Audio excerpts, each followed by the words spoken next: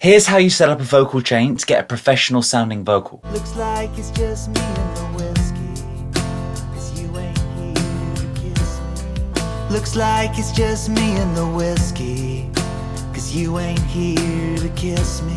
Ironically, the only plugin in the chain which gets stigmatized is the one that we'll use first, pitch correction. If you want to get a natural sounding vocal, it's gonna take practice with software like Melodyne or Wavestune to get your pitch correction sounding subtle. Of course, if you want that more modern pop, evidently pitch corrected sound, you can use Wavestune Realtime or good old Autotune. It depends on the vibe you want for the song, but even for the best vocalists, it's very rare that I'm not using any pitch correction at all. And remember, for the parts of the vocal where it's unnecessary to use, you can always dial it back. Next up, Corrective EQ. The first thing you've got to do is reduce the muddy and honky frequencies. Apply a high pass filter from about 80 to 100 Hz, and then do a sweep, and where you find the annoying frequencies, make a cut in 3 decibel increments. You don't want to go too heavy too quickly. 3 decibels at a time is a good amount, and you can always go to 6 to 9, etc. 3. Apply a DSer. You don't want to go overboard with this, but you definitely want to take steps at this point to reduce sibilants, the t's and the s's. Next step, apply some compression. I often like using Vox by Waves because it's incredibly easy to use and just sounds so smooth. We're just compressing about 5 decibels, give or take, and a little more at the bits where I'm singing at my loudest. It's always better to mix in sequential steps, using one compressor to begin with, and then coming back with another later, instead of trying to do it all at once. And it's the same for EQ. It's best not to go overboard to begin with. You're better off going EQ compressor, as opposed to one EQ where you're trying to do everything, and then one compressor where you're trying to do everything. So here, we add an additional EQ. And this is where we start to craft the sound to really try and get the vocal shining. Remember, the compression from the previous step